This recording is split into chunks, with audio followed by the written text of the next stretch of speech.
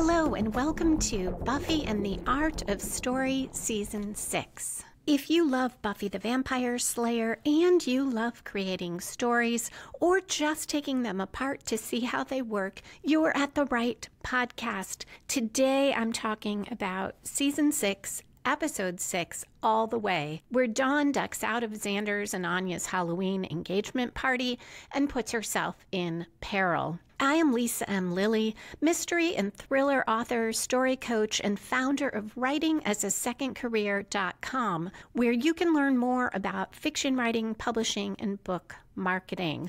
Along with a breakdown of All the Way, I'll talk about who is the protagonist, Dawn, Buffy, another character, which is the main plot, Tara and Willow, Xander and Anya, Dawn out for an adventure, Buffy struggling with re-engaging with life, or Buffy and Dawn. And are these storylines subplots or movement on season-long arcs, or both? When misdirects or subverting expectations works best? And how not knowing what characters intend or think can undermine the emotional impact of a story. As always, there'll be no spoilers until the end when I'll talk about foreshadowing.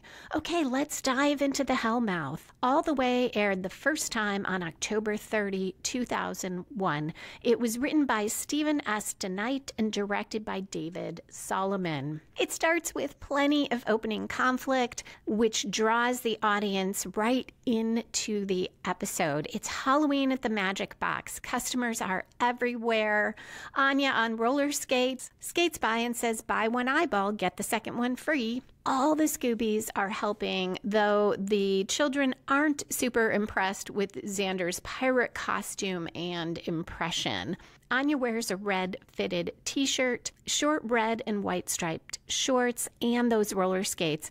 And she tells Dawn she's an angel. When Dawn asks why no wings, she clarifies that she's a Charlie, which is a great callback to the 70s TV show Charlie's Angels. And there were later movies, but I think this specifically refers to the show, given the way Anya's dressed, and because I'm pretty sure there was a roller derby episode of that. And Anya says, "We don't have wings. We just skate around with perfect hair fighting crime." Anya's surprised Dawn doesn't have a costume and claims to think Halloween is lame. Anya says it's a great night for games, and Xander's going to teach her a new one, Shiver Me Timbers. Before she can explain that further, Tara intervenes and suggests Dawn go help Willow, which Dawn is more than happy to do. Anya asks Tara if she's played Shiver Me Timbers, and Tara says, "I'm not really much for the timber." Willow rants to someone in a witch costume that has a pointy hat and a green face and a hairy mole about witch stereotypes, until a cute little girl in a black costume with a pointy hat asks for candy corn. After Willow leaves to find the girl some candy, Dawn swipes a magic coin or a charm and puts it in her pocket when no one is looking. Anya asks Buffy to get some mandrake root from the basement, and Buffy, referring to the Events of Life serial, says, half to Anya, half to herself, "Don't blame me if we have this conversation over and over and over," and she keeps going as she goes downstairs. Spike appears and startles her. She tells him to get a bell for his neck, and he asks if that comes with a nice leather collar. He tells her he came here to get some herbs to stir in with the blood, which reminds me of when he was stuck at Giles and he would stir Weetabix into the blood for texture. Spike says he was going to pay for it, but then admits no, he was going to nick it, and asks why Buffy is there. Isn't she done with being a shopkeeper? She tells him it was a one-time deal to help with the sale. And then she sheepishly asks him where the mandrake root is. Spike knows right off, which is a great way to show how often Spike pops over to borrow things. The next dialogue lines suggest that that night at the Demon Bar in Life serial also felt like a bit of a date to Buffy, and that she is somewhat attracted to Spike because he says, "You like a bit of the rough and tumble?" And Buffy says, "What?" And he says, me? You? Patrolling? Hello? And Buffy says, I should stay. Maybe tomorrow. And Spike responds, it's not like I don't already have plans. The Great Pumpkin's on in 20. And that is one of my favorite holiday TV shows, though I haven't seen it in forever.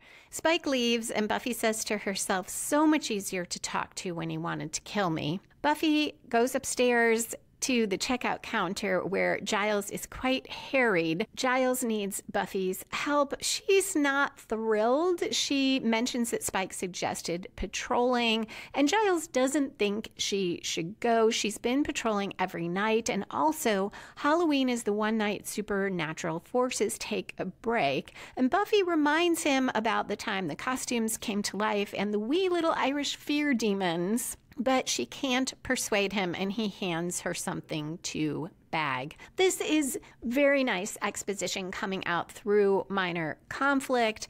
It tells the audience why Giles isn't worried about Halloween and that it ought to be a quiet time, and has some nice callbacks to the previous Halloween episodes, suggesting that there is, in fact, danger out there. At 4 minutes 50 seconds, the scene cuts to an old man carrying a paper bag. He wears a suit and hat, and he's humming as he goes into his house, which is filled with old-fashioned toys, some of them hand-carved.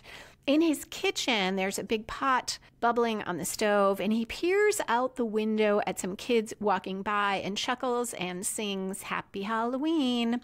Then at 5 minutes 53 seconds, he pulls out a giant carving knife and says he's going to give them something special this year. And we go to credits. So this is pretty late for credits. Usually the opening sequences are a bit shorter. Also, normally by this point in the episode, we would see the inciting incident or story spark. Fitting what I'll be talking about throughout, it's hard to say what the inciting incident is here. And I think it is meant to be something of a misdirect. If you haven't watched the episode before, this old man with the giant carving knife would seem like he is going to be the antagonist. He is going to pose the threat, and that his decision to plan something for Halloween is the inciting incident. As we'll find out, he really does not drive the plot, though he may contribute to a significant turn. The real inciting incident, if we see Dawn's story as the main plot,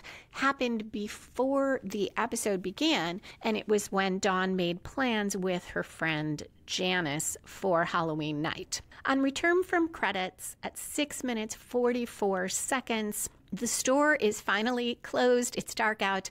Everyone is exhausted and half sitting, half lying on either the steps or chairs, except for Anya. She is behind the cash register, glowing. This is the most incredible thing she's ever experienced. Xander gives her a look, and she says, except for that. And she goes on that she is thrilled at the astounding heaps of money that they helped her. And then Giles gives her a look, and she says, and Giles acquire, and she hopes to make as much tomorrow.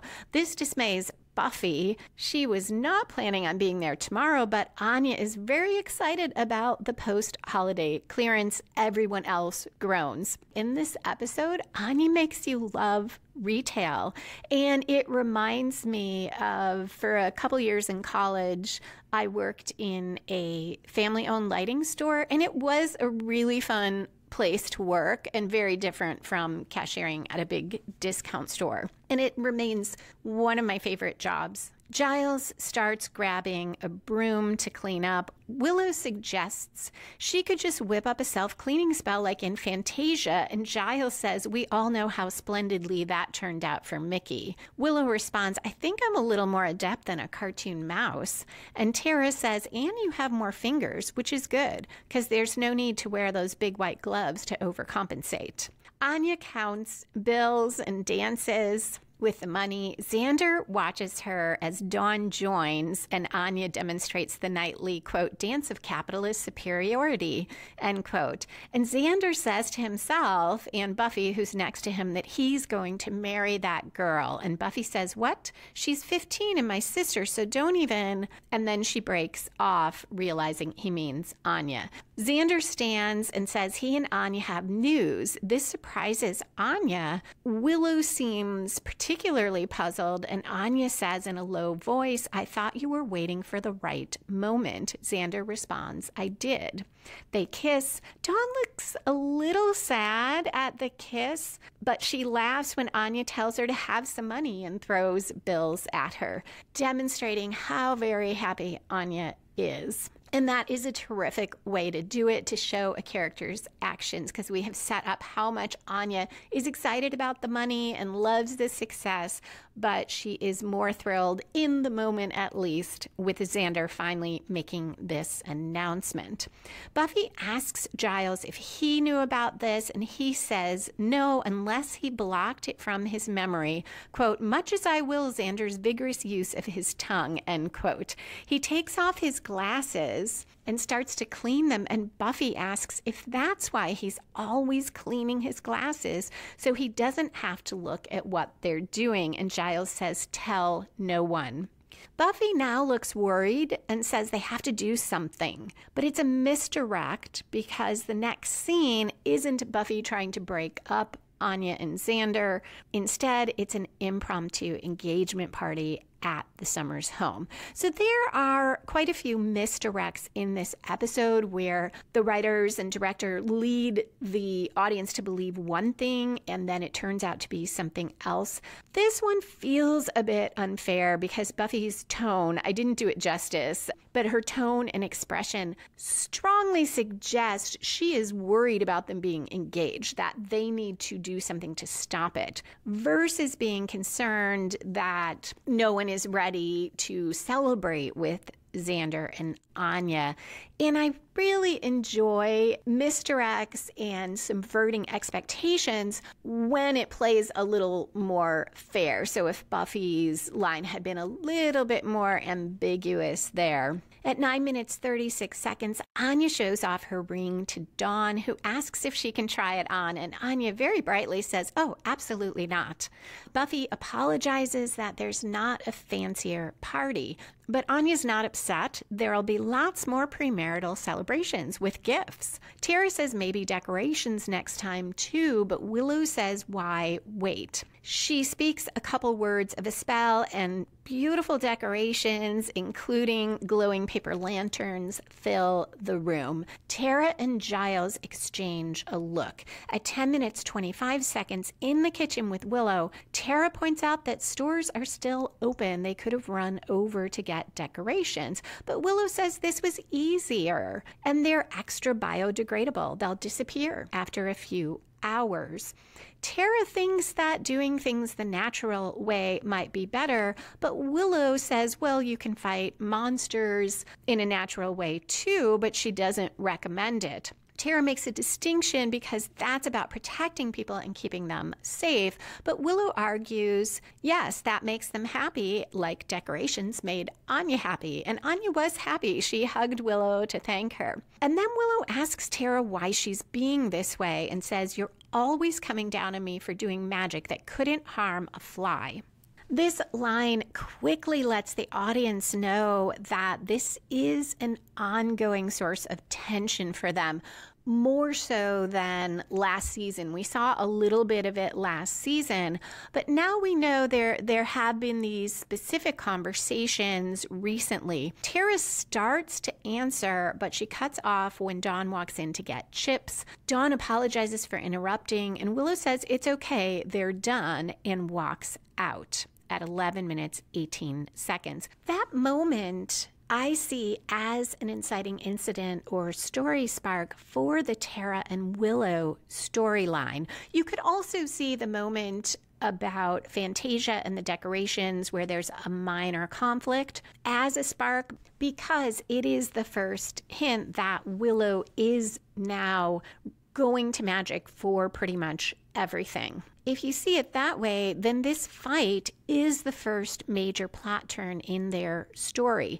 That's the turn I think of as the 1/4 turn because of where it usually appears in a story, though it could be around a third through. And it comes from outside the protagonist, takes the story in a new direction, and sometimes raises the stakes. And here we have that. If we see Tara as the protagonist, this comes from Willow, who responds so angrily to Tara's concerns. And if we see Willow as the protagonist, Tara's concern seems out of place to her because she's saying, this is no big deal. I don't get why you're being this way. And Tara is pushing it, and it seems like farther than she normally would because this is an argument. And it will spin their story because now they're at odds, and that is going to escalate. At 11 minutes 26 seconds, Buffy hugs Xander. She seems very happy for him, but she does ask how much else changed in the 3 months she was out of commission. Dawn volunteers that she got a tattoo, and when Buffy's shocked, Willow clarifies, which is why we told her no. And Dawn says, just a little one? Buffy answers, over my dead body, the kind that doesn't come back. This minor conflict reminds the audience or tells new viewers that Buffy was dead for a while and is a bit out of touch. Dawn congratulates Anya, too, and then starts to head out, claiming she told Buffy she was sleeping over at Janice's and that Buffy said it was okay. Buffy's uncertain. She mentions Xander's party, that Dawn ought to stay for it, but Xander says it's fine, so Buffy looks to Giles, who says it's not up to him. Dawn promises she'll walk straight over to Janice's. It's only 4 blocks. It's not like she'll be roaming the streets. And I enjoy this transition because next we will see Dawn roaming the streets of Sunnydale. I also think this probably is the 1/4 twist for the episode if we see Buffy as the protagonist in a story either about her and Dawn or about Buffy trying to engage more with life and her friends and Dawn. Because this comes from outside Buffy, it comes from Dawn, and it will definitely spin the story and raise the stakes, something else that ideally you want to do with that first plot turn, because now, though neither of them knows it, Dawn will be in danger. And my struggle over if Buffy's the protagonist, if Willow's the protagonist, if Dawn is the protagonist, which I didn't say yet, but Dawn also may be the protagonist in the main plot, and she is definitely the protagonist in a storyline about her, shows the challenge of this episode. So when I look at who the protagonist is, I look at 3 things, thanks to Lonnie Diane Rich of How Story Works. Which character is pursuing an active goal throughout the story, which is the main point of view character, and which one has the most at stake. And ideally, in the clearest, strongest stories, the protagonist is the answer to all 3 of those questions. Your story can still work if the protagonist is the answer to only 2 of them, but here, no one quite fits this. Dawn, we'll find out, is actively pursuing a goal. She wants to meet up with Janice and 2 boys that Janice knows. Buffy, she may be pursuing an active goal here. It's more subtle. It's an ongoing goal to fit in with life again, to re-engage with life. The point of view shifts around a lot in this episode. Dawn definitely is the main point of view character for her story. Buffy is a point of view character for many aspects of this episode, but we get a lot from the other characters as well. Xander in his story, Willow and Tara in their story. As far as who has the most at stake, it is probably Dawn. She's the one whose life will be in danger directly, and Dawn has a lot to lose emotionally too, as we'll see. Buffy, though, in a way is struggling to hang on to her life, to re-engage with life, and that's a pretty big emotional issue for Buffy. though we don't necessarily get that in this episode. You have to look to previous episodes and, minor spoiler, to later episodes to really get that. Dawn, out in Sunnydale alone, looks pretty happy walking around until she's in a dark alley and hears some sounds that sound like possible violence. She grabs a stray board and startles two people who are making out. I would have liked to see Dawn carrying a stake because she knows what's going on out there. But this board is bigger, and we'll find out later that she does actually carry a stake. So good use of Dawn's character in that. Janice surprises Dawn from behind, startling her a bit, but then the two of them laugh over Buffy thinking Dawn's staying overnight at Janice's, and Janice's mom thinking that Janice is at Buffy's. They are meeting the guys at the park, and Janice jokes that's where all the monsters gather on Halloween.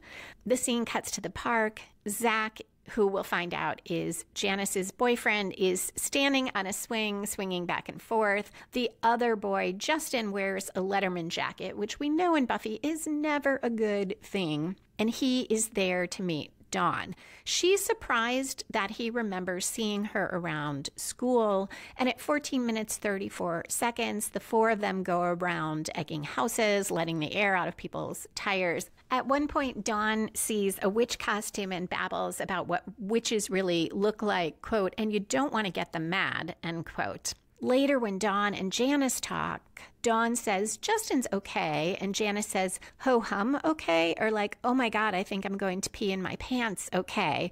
And Dawn giggles and says, pee. Up ahead, the two guys are having a similar conversation, and Justin agrees that Dawn is cute.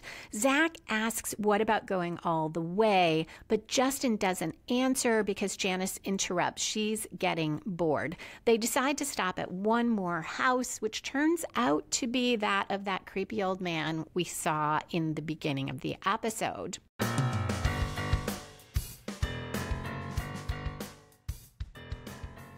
If you are enjoying the podcast and would like to support it and help ensure it continues, you can become a patron at patreon.com/Lisa M. Lilly. That's patreon.com/LISA, M as in Marie, LILLY. You can do that for as little as $1 a month, and you'll get access to lots of bonus episodes. Initially, my Buffy holiday episode, where I rank and compare all the holiday stories on Buffy, was recorded as a Patreon bonus. And I had to look back to see if I included all the way, because when I started watching, I had forgotten it was a Halloween episode, and I worried that I omitted it from the list. But it is, in fact, there. I'll try to remember to repost that in Patreon for anyone who didn't catch it. Other Patreon bonus episodes include Buffy Rises from the Dead, Bargaining Part 2 through Afterlife,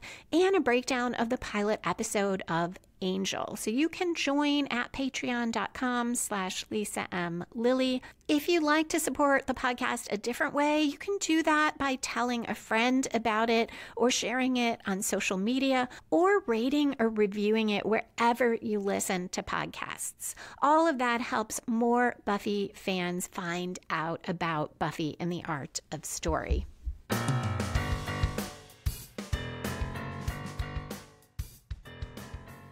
At 15 minutes 47 seconds, Giles sits next to Xander on the stairs. They're both drinking beer, and Giles says, Anya's a wonderful former vengeance demon. I'm sure you'll spend many years of non-hell dimensional bliss. Giles seems genuine in this, if invoking a bit of his dry humor, and he goes on to ask if Anya is moving in with Xander, which I actually thought she had already done, but maybe it's just that she spends a lot of time at his apartment.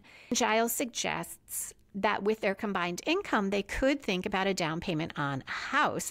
Xander looks worried and says, like the kind you live in, which I sort of love. That is a very fun line that shows his unease. And Giles picks up on that and assures him there's no rush. Quote, "You've got the rest of your life to plan the rest of your life."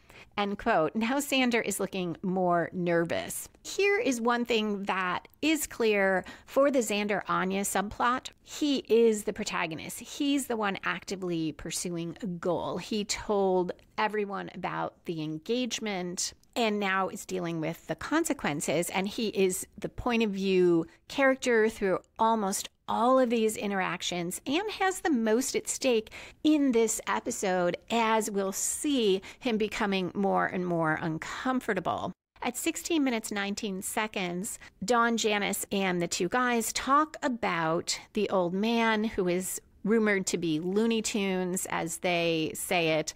And Zach dares Janice to go up and smash the jack-o'-lantern on the man's porch. Janice is afraid to do it, but Dawn volunteers. Justin tells her she doesn't have to, which is one of several times that he seems like a pretty nice guy, but Dawn wants to, and she's very focused as she walks up the stairs. She doesn't look too scared, and she picks up the pumpkin, holds it over her head, and smiles.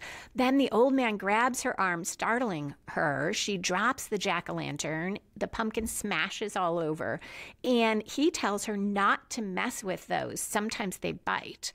The guys run up and tell him to get away from Dawn. He freezes for a second, then laughs and invites them inside. He has something special for them, and he says, "Daddy's got a treat." I just realized why the Justin's a nice guy lines don't work for me even before I know that Justin is a vampire. It's the way they talk about and treat this old guy. He and Zach rush over as if to protect Dawn, and that's that's good. They should want to protect her, but completely oblivious to they're the ones who are harassing this old man who didn't ever do anything to them. So they're supposed to be teenage guys, and this is what a lot of teenagers do on Halloween, but they're kind of jerky, and that undercuts the, we're supposed to think Justin's a nice guy.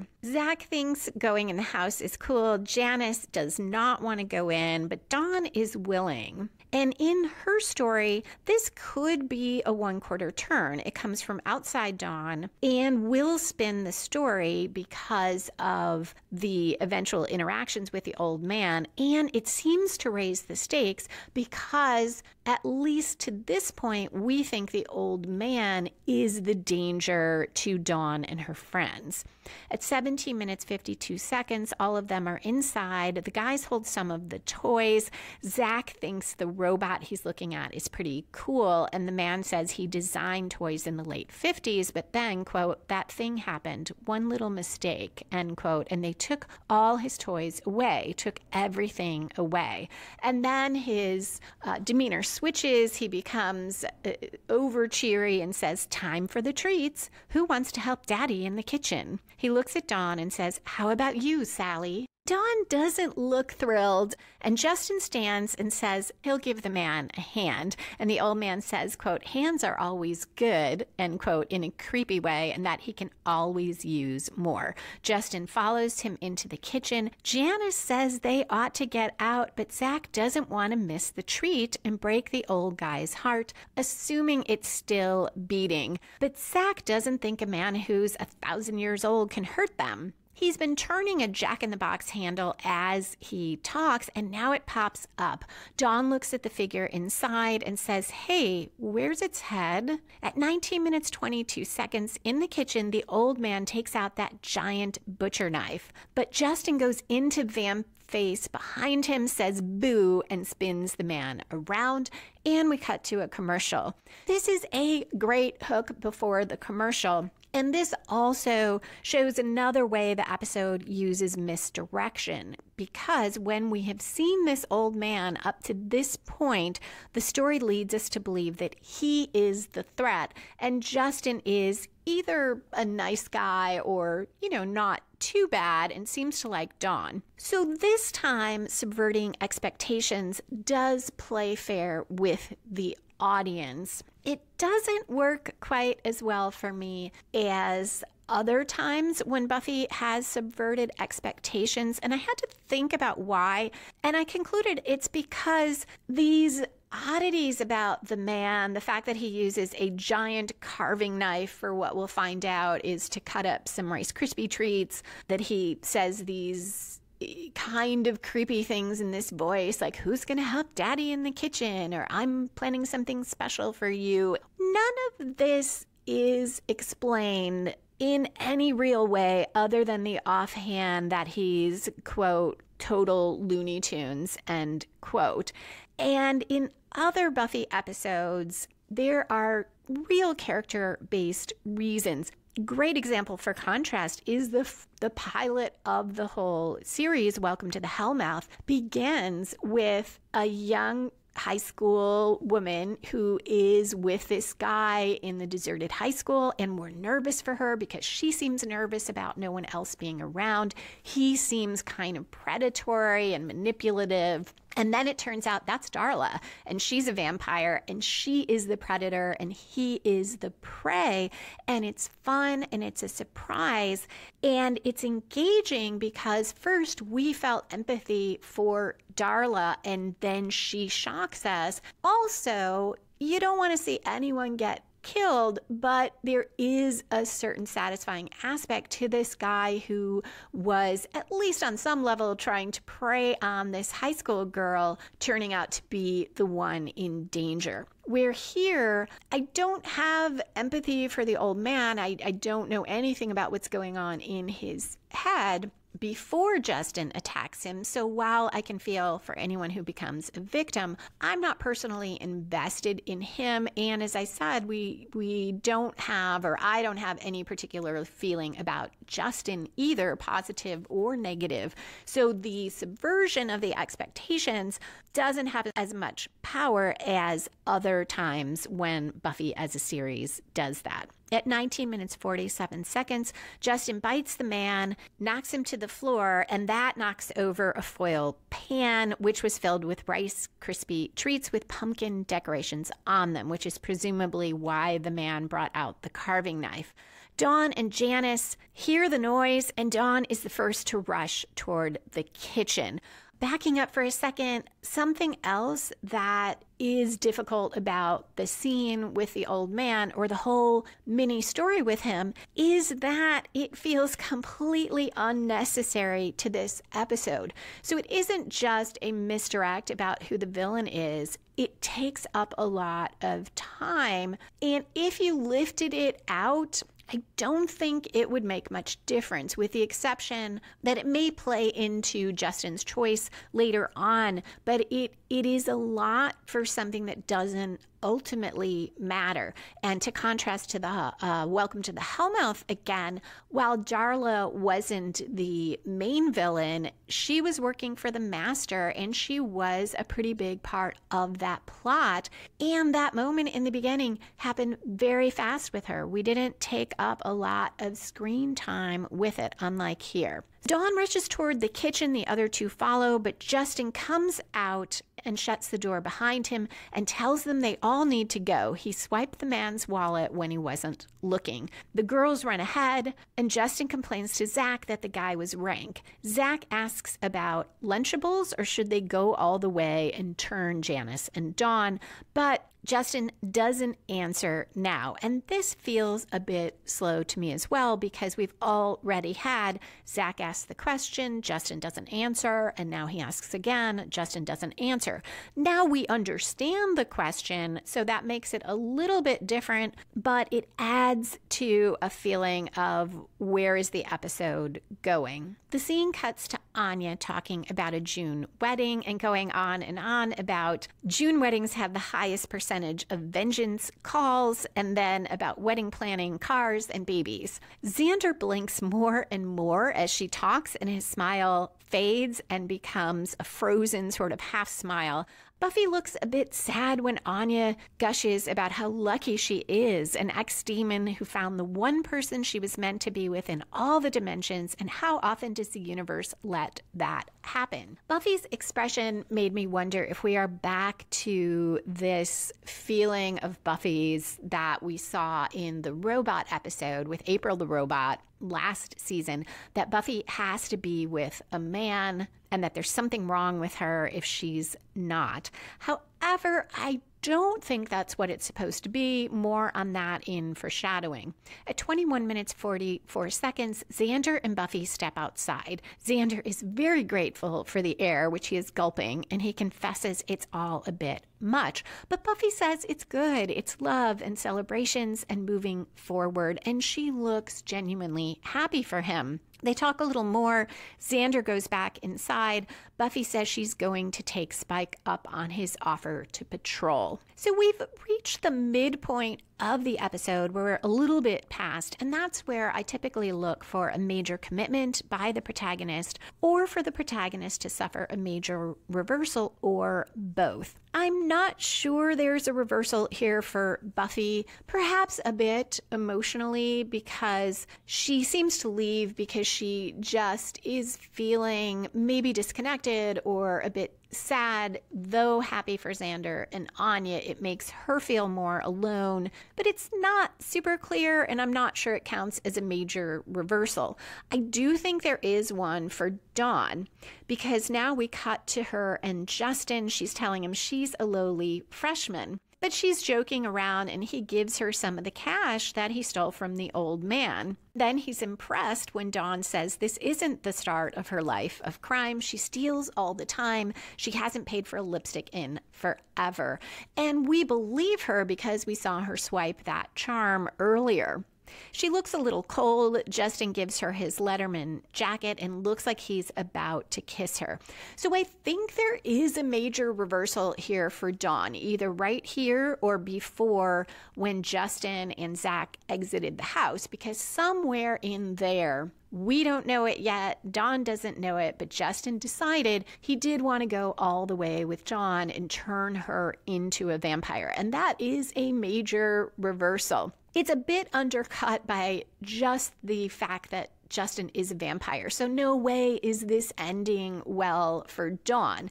Yeah, she'd probably say it'd be worse to be a vampire than for him to kill her, but that's not a great choice either way. So it doesn't significantly up the stakes. No pun intended. That is where I see that maybe the old man storyline is relevant, because Justin seeing Dawn being first to, or the only one who would go up to the house and break the jack-o'-lantern, and then being the first one to rush to try to help him, and now finding this out about her because they have this conversation over crime, because he stole the money. In that sense, the man's storyline contributes to Justin's decision. But it's very indirect, and it still feels like a lot of time with the old man for something that could have probably been shown more easily and more quickly another way. We could also see this as a major reversal for Buffy if she's the protagonist, because she agreed Dawn could go alone to Janice's house, and now Dawn's life is definitely in peril, though again, as with the Dawn analysis, it was already in peril the second that she agreed to meet Justin and Zach. If we knew Justin's thought process, if there was any scenario where he might have let Dawn go, if he's considering that, that would really help up the emotional stakes or make this a more significant reversal if before he was thinking of letting Dawn go and now he is going to turn her. Dawn and Justin don't kiss because Janice interrupts them to ask where Zach went. Justin looks not pleased about the interruption, but tells her Zach went to get the car, which is a good segue because in the next scene, Zach says thanks for the ride and throws a dead body out of a car. At 24 minutes, Buffy walks alone, surrounded by Halloween partiers, and she's looking down and looking a bit sad, particularly as she watches some couples arm in arm go down a path. But then she's distracted by an ambulance and people gathering around. The paramedics load a woman onto a stretcher, and Buffy sees a bite on her neck. So until my very last watch to outline this for the podcast, I thought it was the old man that they were carrying out of his house. Then I thought it was a random woman, and now I think maybe it's the person that Zach threw out of the car. Either way, it tells Buffy that vampires are out and active. At 24 minutes 34 seconds, Giles answers the phone. I briefly think it's Buffy, but it's Janice's mom. This is another minor misdirect. Doesn't really have a lot of effect one way or the other, but it does make me think they wanted to do a lot of subverting expectations in this episode. Janice's mom is looking for Janice, and they discover the deception about who's sleeping at whose house. From Giles' end of the conversation, we can tell Janice's mom is mad at him, which frustrates Giles, but he transitions to, we'll figure this out. And for the first time, I'm thinking, is some of Giles' frustration with Buffy about the fact that he's thrust into this role as father that he never asked for? Because it was one thing to be Buffy's watcher and feel like a father figure for her or become a father figure for her. Giles loves Buffy as a daughter. He's more than willing to do that, but now he suddenly is a parent to two teenage girls. If that is part of his frustration, though, it makes me like Giles less, and I love Giles, so I really don't want to think that. Tara sits alone on the couch in the living room, clearly not too happy, watching Willow, Xander, and Anya, who are dancing and seem to be having a great time. They're not too worried when Giles gives them the news. Xander calls it a classic move by Dawn, and he also tells Giles that Buffy got antsy and went to patrol with Spike. And Giles says it's always nice to be kept in the loop. Then he tells Xander and Anya to stay at the house in case Janice's mom calls again. Tara and Willow should check downtown, and Giles will go to Spike's to look for Buffy. At 26 minutes 39 seconds, Janice and Zach get out of the car. Dawn's nervous, sitting in the front seat with Justin. She's still a bit cold, but offers to give him back his jacket. He says the cold doesn't bother him and moves in for a kiss. But Dawn, nervous, asks about the radio, then talks about the song. He asks her if she wants to leave. Dawn says she doesn't want to leave, but she asks what he expects, and Justin says, I just want to taste you. They kiss, and we cut to a commercial. This episode also uses a lot of dramatic irony where the audience knows something that the main characters don't, specifically that Justin and Zach are vampires. We find that out much earlier than Dawn. And when that was done in Welcome to the Hellmouth with Darla, it added some tension because we saw her in the bronze and we knew she posed a threat to the people she talked to. I am never as invested in Dawn's story as I was in Buffy's in the pilot episode. Part of it is we don't know Dawn's intentions until much later. We have no idea that she isn't just going to Janice's house. We don't even find out that she is planning anything for Halloween until about a quarter way into the episode. And we don't know too much about what her life at school is like. Clearly, she wants Justin to like her. She wants to meet these boys, have a good time, probably have her first kiss and have a boyfriend. But we don't know if otherwise in school she's fitting in or not, if she has the kind of struggles Buffy had. There's just not enough context for me to care that much about Dawn. Justin and Dawn break apart after the commercial, and Dawn says, "Shiver me timbers."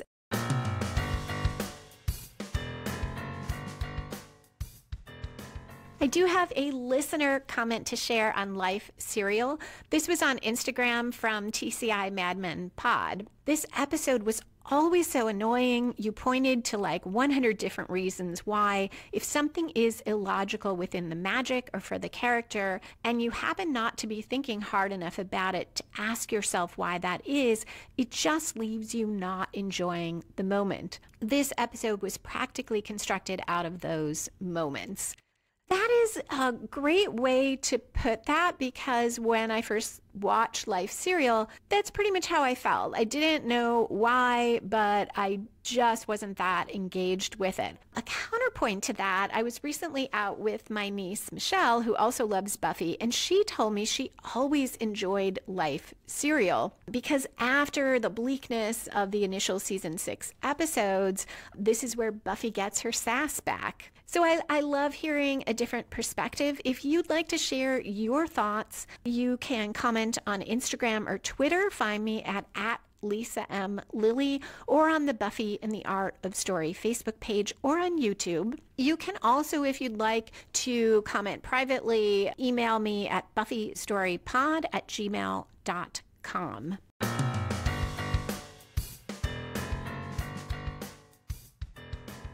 Justin says, what? And now Dawn stutters and he realizes this was her first kiss, though she awkwardly claims she kisses all the time. Not that she's a kiss slut, but she finally admits it and apologizes for it being awful. She's afraid her lips were all dry and she drooled. It's so awkward that it makes me kind of uncomfortable watching her babble, though it does tell us very much how she's feeling. At 28 minutes, 29 seconds at the Bronze, there's a band, there are lots of people in costumes, and Tara and Willow have trouble hearing each other over the music or knowing if Dawn is there. Willow says it's where she'd be if she were 15 and on the lam, surprising Tara. And Willow says, well, not her, because she was a spaz at 15. And apologies, I had forgotten that the word spaz was still used that way at the time that Buffy aired. I don't think the writers were trying to make Willow sort of awful by saying that. Tara's surprised to hear that Willow was nerdy or geeky in high school, and while I enjoy a little bit of conflict bringing out exposition, it's unlikely to me that Willow and Tara never talked about this. They've been together for a while now, but maybe, maybe that's something Willow was keeping to herself, though she says it pretty offhandedly here. They climb the stairs so they can stand above and look down at everyone, and they're joking around with each other. But then Willow, looking at the crowd, says there's too many people to spot Dawn, and she starts to do a spell to clear the crowd. And Tara, alarmed, asks how she's going to do that. Willow, very offhand, says, I'll just shift everyone who isn't a 15-year-old girl into an alternate dimension. Now Tara is shocked. Willow insists it'll only be a fraction of a second. They won't even notice. And she's puzzled when Tara says she can't do that. Tara asks, what if something went wrong? And Willow says it won't. And now Tara says, what would Giles say? Willow silences the crowd with a word and asks if Tara is taking Giles' side.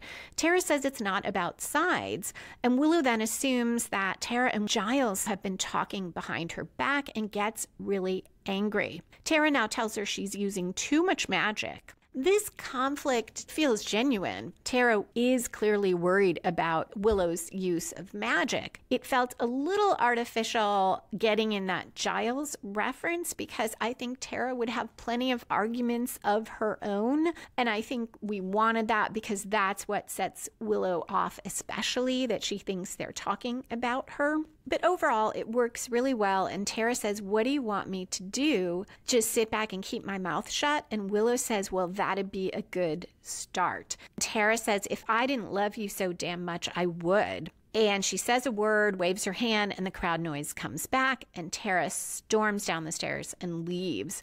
These last two lines are so powerful because this is really crossing a line. Willow's, well, that'd be a good start. We have seen her be angry before, but not mean. It's essentially telling Tara, shut up, and not something we expect Willow to do. And Tara's response is so perfect, and it conveys, yeah, if I didn't care about you, if I didn't love you, she would just say, you know what, it's too much, I'm leaving, or just let Willow go ahead and spiral. But she doesn't, and she won't. And I love that Tara is so strong about that. At 31 minutes, 3 seconds, Justin and Dawn are still kissing in the car. She pulls back and says, ow, and he apologizes, so he must have accidentally bitten her because she says it's okay as long as she's not bleeding. He tells her she's so beautiful. They kiss more. She runs her hand up his arm and feels his face and realizes he's now in vamp face, and his eyes turn yellow. We cut to Buffy, a stake in her hand as she enters Spike's crypt. A black and white vampire movie is on the TV, which is so fun because we know how much Spike loves TV, and that movie resonates with this episode. Buffy tells Spike they've got trouble, meaning the bitten woman she saw, but he assumes Giles found her. She's very concerned when she hears that Dawn and her friends are out running around alone. We cut to Giles in the cemetery with a flashlight. He has gone to look for Dawn himself or for Buffy. And Giles says, mist, cemetery, Halloween. This should end well. And right then he trips on something we don't see. He gets to his feet again and hears screaming. He runs and finds a vampire attacking a girl. We think for a moment, and so does he, that it's Dawn, but it's Janice, and she's shocked that that jerk bit her. That misdirect works pretty well, that we think it's Dawn and it's not. It feels authentic because it could be either girl, and Giles doesn't know what Justin or Zach look like, or even that Dawn's out with boys. Zach says to Janice, like you weren't asking for it. And Giles says, I feel certain she wasn't. Zach says, what do you know about it, Grandpa? And Giles, so cool, responds quite a bit, actually. They fight. Giles eventually stakes Zach with a tree branch and asks Janice where Dawn is, but she doesn't know. So around here in the episode, normally we would see the last major plot turn. It should grow out of the midpoint, the commitment or the reversal, and take the story in yet another new direction, and ideally further raise the stakes. There was a turn earlier when Dawn realized Justin was a vampire.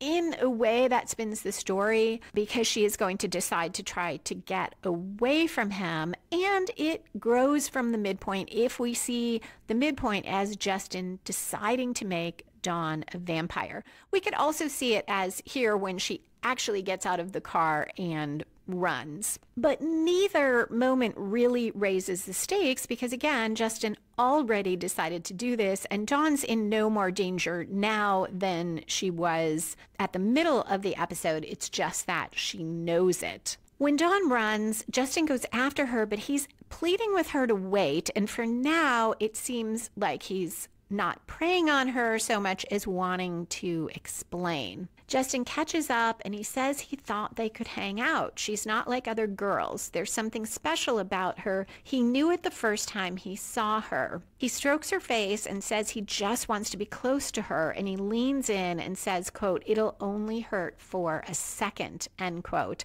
And it seems like she's going to let him bite her, but Giles finds them and says, I bet you say that to all the girls. Now Justin really reveals his true nature. So maybe this is the turn because he grabs Dawn ready to kill her if Giles comes closer. Giles says to Justin that there are two ways to do this, the easy way, and then suddenly headlights go on all around the clearing and vampires get out of their cars. And Justin says, what were my choices again? It's unclear if Dawn was going to let Justin bite her or if, as she does at the end, she was pretending to be open to it so she could stake him. I don't know how you would get that across, but I feel like that too gives the story less power because we just don't know what Dawn is thinking or exactly where she is emotionally, other than, of course, she's upset and probably scared that she found out this guy is a vampire. We also never find out why all these vampires are here. There's a little bit of a hint in a moment, but nothing specific. At 35 minutes, 6 seconds, Spike claps a hand on Giles' shoulder and asks all the vamps if it's a private game or anyone can join. Buffy runs into the clearing at that moment, sees Dawn and Justin, and says, were you parking with a vamp? And Dawn says, I didn't know he was dead. And Justin says, living dead. And Dawn says, shut up. Buffy asks how she could not know. Dawn defensively says she just met him. And Buffy responds, oh, so you were parking in the woods with a boy you just met? Justin adds, we've seen each other at parties. And Buffy now tells him, shut up. Buffy's outraged. Dawn points out Buffy's fallen for a vampire, and Buffy tells her that was different. And Dawn says, it always is when it's you. I enjoy this interaction because I can see both sides. It was different, as Buffy knew Angel for quite a while, and he had helped her fight before she was alone with him. But Buffy does seem to have forgotten what being 15 or 16 is like, and it really isn't that long ago for her. A bulky vampire interrupts to ask if they can fight now. Buffy asks if anyone came here just to make out, and one couple raises their hands, and she tells them that's sweet and they should run. So we may or may not be getting to the climax here. That's where the antagonist and protagonist have their final clash and resolve the conflict. And the reason I'm not sure we're there is I'm not sure what the main plot is or who the antagonist is. The antagonist has one job that they must do, which is to push against the protagonist. In Buffy's story, if the main plot is Buffy trying to re-engage with life and her friends, it's sort of an amorphous antagonist. Once again, it's life or responsibility, or it could be a Buffy versus Buffy struggle. Or it could be Dawn, since Dawn lied and snuck away. If that's so, there isn't exactly a climax because Buffy will just avoid the conflict, which is one type of resolution, but not a terribly dramatic one. If it's Dawn versus Justin as the main plot, that climax comes later. So this fight then feels like a bit of a distraction. You need to have it, but it goes on awfully long for a fight that isn't actually the climax of the story. At 35 minutes, 57 seconds, Spike fights the big vampire. Giles fights a couple at once. Buffy easily stakes one that runs after her, and it calls her the Slayer. And Justin says to Dawn, your sister's the Slayer? I totally get it. I knew there was something about you, which is devastating for Dawn and also makes me wonder if all vampires have a thing for slayers. Dawn is really mad. She kicks him in the balls and runs as he doubles over. Not clear exactly why she runs away from Buffy, who could protect her, but she is also running away from the vamps. The vampire fighting Spike doesn't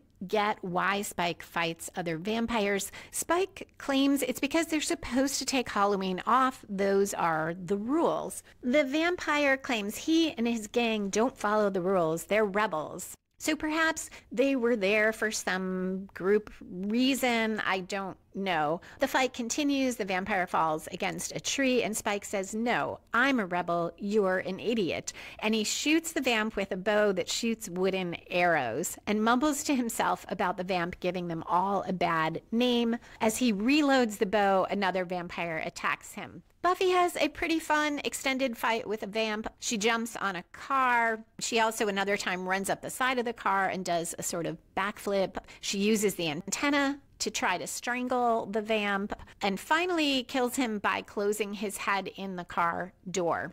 At 38 minutes, 10 seconds, there is a climax in the Justin and Dawn story. So if we see Dawn's adventure on Halloween as the main plot, this is the climax of the episode. Justin catches up with Dawn in the woods, surprising her. He attacks, throwing her on the ground. He's on top of her. She's lying facing him, and she says, I thought you really liked me. And Justin says, I do, and you like me too. And Dawn says, I do. This is the language of the wedding ceremony and could be a nod towards some sort of theme about marriage, since we also get Xander and Anya's engagement party. But taken together, I don't know what that theme would be. That marriage is risky, that love is risky. There aren't a lot of parallels otherwise between the two couples because Xander and Anya have known each other for some time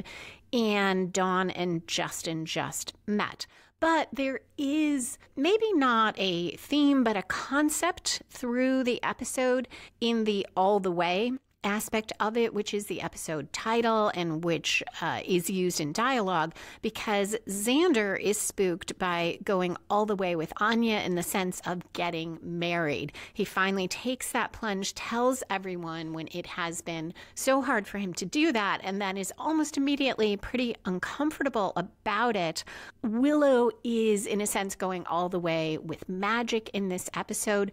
Certainly the spell to bring Buffy back was a much bigger spell, but she, in this episode, is using magic for everyday things, as Tara points out, and also willing to use spells that create great danger and not for that huge payoff of, okay, we're risking a lot, but it's to bring Buffy back from the dead. This is, we're risking a lot because it's too hard to see if Dawn is in the bronze. And then, of course, Justin debating on should he go all the way with Dawn by turning her, and Dawn knowing now that that's what he wants to do. We get this I do dialogue. If it's a theme, it appears to be that going all the way can present a lot of danger. Justin leans down to bite Dawn, and it looks like she is letting him, but then he dusts. We see she had this slender stake with her, and it's in her hand, and as he leans down, she's able to stake him with it pretty easily. And I like this misdirect. It fits in the sense that we have already seen in this episode that Dawn can handle herself. She is willing to grab a board and go after a vampire, so it makes sense that she also has a stake with her. But there would be more emotional resonance to her staking Justin if we knew whether she considered letting him bite her, letting him turn her, or if she was always resolved to do just this. Now we are at the falling action, where the writers tie up loose ends, resolve subplots, and continue season arcs. At 39 minutes 10 seconds, Buffy apologizes to Xander and Anya about the party fizzling, but Anya doesn't mind. It gives her time to plan the bridal shower, and she asks where to find extremely muscular male strippers. Xander is not thrilled with that, and on their way out the door, Anya says, "I'm kidding, geez." And then behind Xander's back, mouths to Buffy, "We'll talk." Spike heads out. Apparently he came back with everyone, and Buffy tells him good fight. Tara is glad Dawn is all right, but goes up to bed without saying anything to Willow, and Willow hurries after her. Giles has an ice pack to his cheek, and Buffy asks how his face is, and he says, "Oh, still ruggedly handsome, Grandpa indeed." Dawn sits alone in the dining room, slumped on a chair. Buffy glances at her and tells Giles Dawn's taking it pretty hard, and Giles says that's not surprising, but they can't ignore her behavior or it'll spin out of control. Buffy agrees, but then says she's glad he's there to take care of it, and she finishes, "Don't be too hard on her, okay?" Giles stares in amazement as Buffy heads upstairs. Then he walks over to Dawn. He stands over her as she looks at the floor, and she asks if this is where he tells her he's not angry, just disappointed. And Giles says, pretty much, except the bit about not being angry. The scene cuts to Tara and Willow. Tara's taking throw pillows off the bed, almost throwing them, clearly angry, as Willow says she's sorry, and Tara tells her it's not that easy. Willow then jokes about she could reverse time to take it back, which of course only makes it worse. Tara says she's tired, she doesn't want to talk now, and gets into bed. And Willow says, okay, quote, "let's forget it ever happened," end quote. And she picks up a dried flower from the dresser and quietly says, "forget." Light flashes over it, so we know it's a spell. She gets in bed with Tara, still holding that flower closed in her fist, and Tara, happy now, snuggles with Willow and says, "This is how every day should always end and start, and all the stuff in the middle." And Willow says, "So you're not mad?" Tara says, "About what?" Willow smiles, and the episode ends. Such a strong statement of where the two of them are, and that ending where Tara snuggles up with Willow, it does make me empathize with Willow, because yes, of course she wants the day to end that way, but it is terrible because of the way she gets there. Going back to a question from the beginning, are these different storylines subplots? Are they just movements in season arcs? I don't mean just, but are they movements in season arcs without being complete stories? Tara and Willow, that storyline I see as both. There is a complete subplot here. It starts with Tara's unease when Willow wants to do the Mickey spell and the spell about the decorations. It grows into conflict in the kitchen and escalates to an out-and-out major reversal for Tara when there is that fight at the Bronze, and something of a commitment by Willow, if we see her as the antagonist making a commitment, or to the extent she's the protagonist.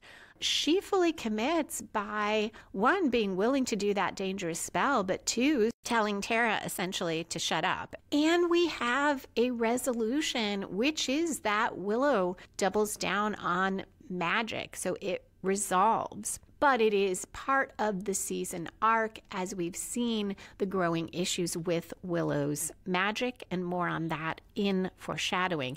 Xander and Anya, I don't see a complete story here. We do have Xander taking that step and Xander's growing uneasiness, which is not resolved in this episode, and we don't know which way it's going to go, if that will change, if he will get comfortable with this. Buffy and Dawn, or Dawn and Buffy, their relationship, I see that as a part of the season arc because there isn't really a resolution in terms of how they are going to navigate their relationship without Joyce. How much of a parent will Buffy be? Will Buffy ever understand Dawn's point of view, and vice versa?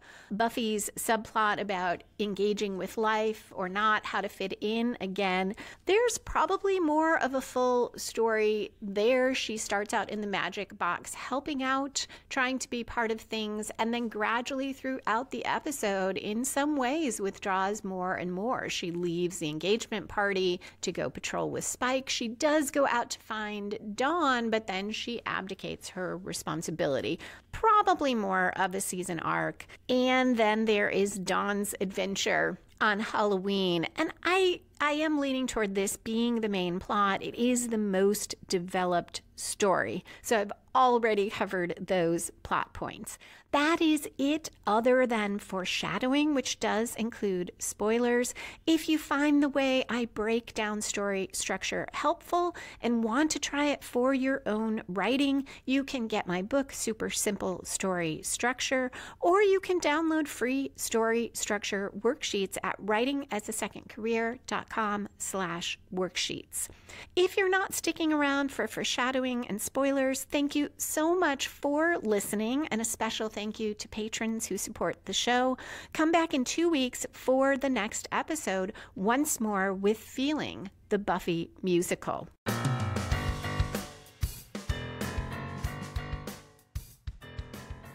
And we are back for foreshadowing, which includes spoilers.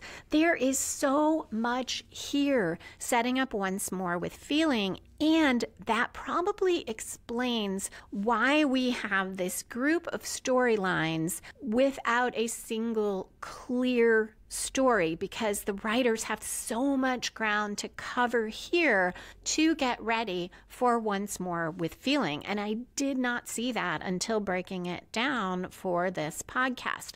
The two biggest arcs that are set up, Tara and Willow. Here, Willow resolving things by using that forgetting spell sets off a major storyline in the musical where Tara realizes that Willow did that rather than considering what Tara said about her use of magic, or perhaps even just agreeing to disagree, she doubled down and wiped Tara's memory.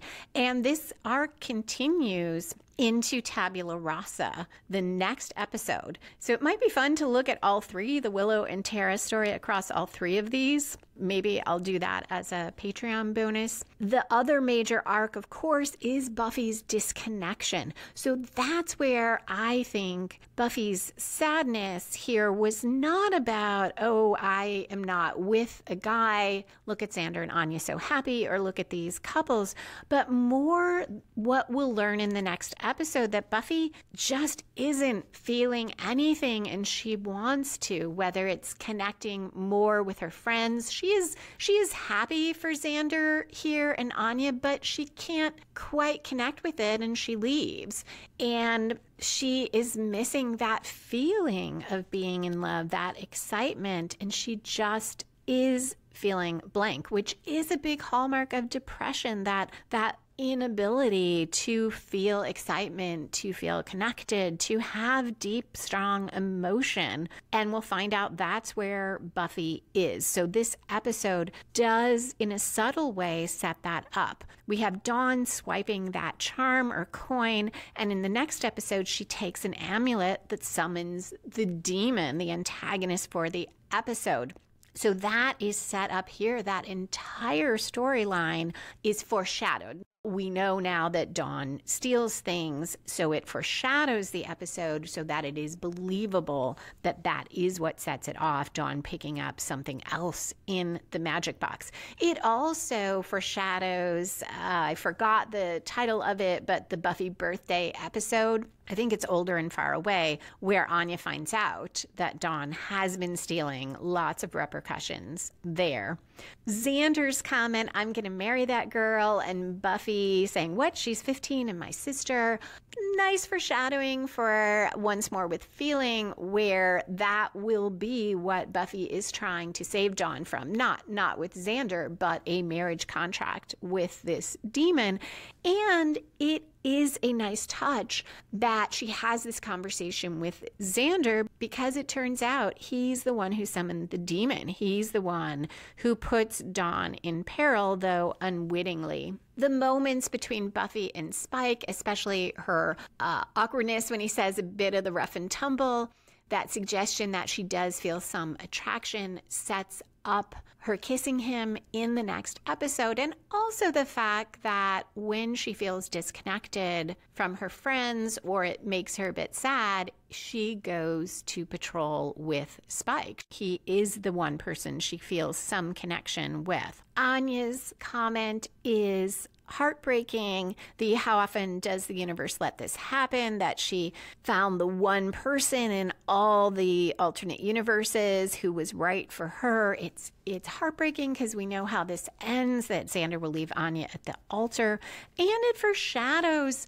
Xander's issues. In Once More with Feeling, he'll mention in his song or their song about unease about marrying a demon, though it turns out it is much more about his family and his fears about himself as a husband and father. That too is foreshadowed here, because he becomes very uncomfortable when everyone's talking about the future. Giles mentions a house. Anya starts talking about getting a car and kids and babies. All of that foreshadowing their arc for the season.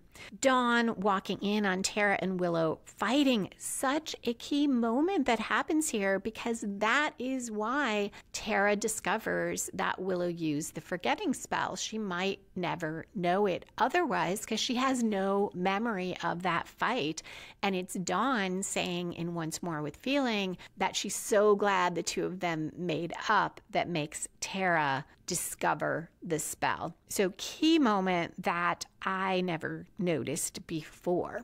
I'm sure there are many more things there. This episode did so much to set up season arcs, to further season arcs, and to foreshadow Once More with Feeling and put things in place for it. So in that sense, a very effective episode. That's it for spoilers and foreshadowing. Thank you again for listening. Come back in 2 weeks for Once More with Feeling, where a demon comes to Sunnydale and forces everyone to sing, dance, and tell the truth. If you enjoyed this episode of Buffy and the Art of Story, please rate or review it wherever you listen to podcasts. Tell a friend about it or share it on social media. You can find back episodes of the podcast on YouTube or at lisalilly.com, where you can also find my mysteries and thrillers and the Buffy and the Art of Story books.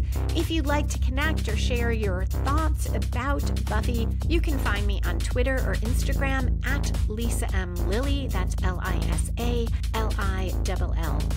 or email me at buffystorypod@gmail.com. Music for this episode was written and performed by Robert Newcastle. Buffy and the Art of Story is a production of Spiny Woman, LLC, copyright 2023. All rights reserved.